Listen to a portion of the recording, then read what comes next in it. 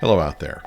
An old boss of mine used to say, if you don't use it, you lose it. And it was usually when he was forgetful about something. And I have to admit that I had what I thought was a very good presentation a few minutes ago, and I'd forgotten to push the record button. Welcome. Today we're talking about money and money worries. You know, I've never been one who cared too much about money. I was not in it to make money. I was, my folks had always said to me, just do what you like. And if you do what you like, the money will come. And that was about half right. But I spent a career in broadcasting. I did okay with it. And my wife has been a registered nurse for some period of time, and we've both made decent money, not huge, but decent money. And we had savings, and we had the ability to put our children through college, and we've had vacations and things like that. So I would not say that we had any real disadvantages. There have always been some tight times. You know how that works.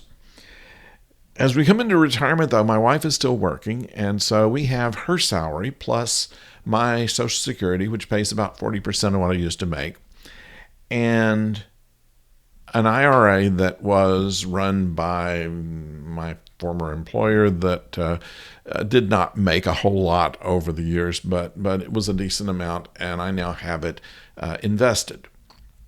And we have cash that we had on CDs, and so we have things that will make what they call unearned income. And that's why I'm a little concerned today, because I know that in a few years my wife is going to retire. When she does, we're not going to have this whole 50% essentially of what we make. Now, Social Security covers, like I say, 40%, and what she doesn't make, we fill in with proceeds from the IRA, which has been doing pretty good in the last couple of years on the market. Now, my concern always is, what's the market going to do next? Now, my stockbroker says, don't worry about it. The market always goes up to a certain extent. Just don't have any great expectations about it. And it's exceeded my expectations already. So, in fact, anything that we've spent has been less than what the IRA has grown into since I retired. So, we're very lucky. But I worry about that. I worry if interest rates go down to where a CD isn't worth anything, or if the stocks go down to where the IRA isn't worth anything, and if my wife retires in a few years and we're left with whatever Social Security pays and whatever little we can glean out of our other investments, and then requiring us to spend down on some of the capital on it, which is a scary thing, because, I don't know how much longer I'm going to live, maybe another 20 years, maybe another 30 years. But the outliving money is a concern that a lot of people have once they retire. And I'm not losing sleep over this, but in quiet times when I have time to think about it, I wonder, is this going to be enough? Are we going to be okay? Are we going to be able to continue a comfortable life in what we have?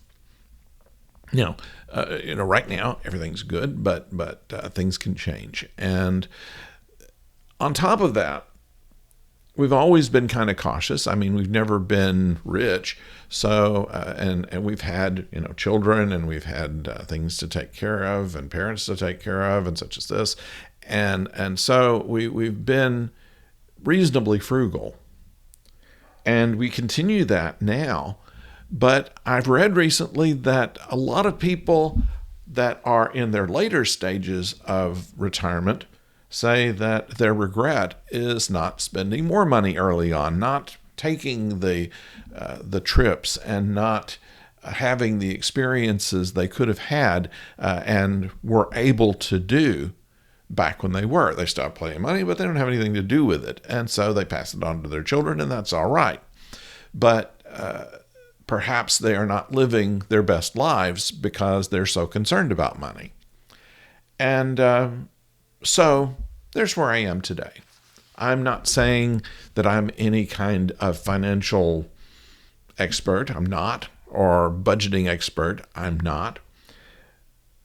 But these are just thoughts that invade my quieter times. And I thought I would share that with you. We'll be back next week. Thank you for watching.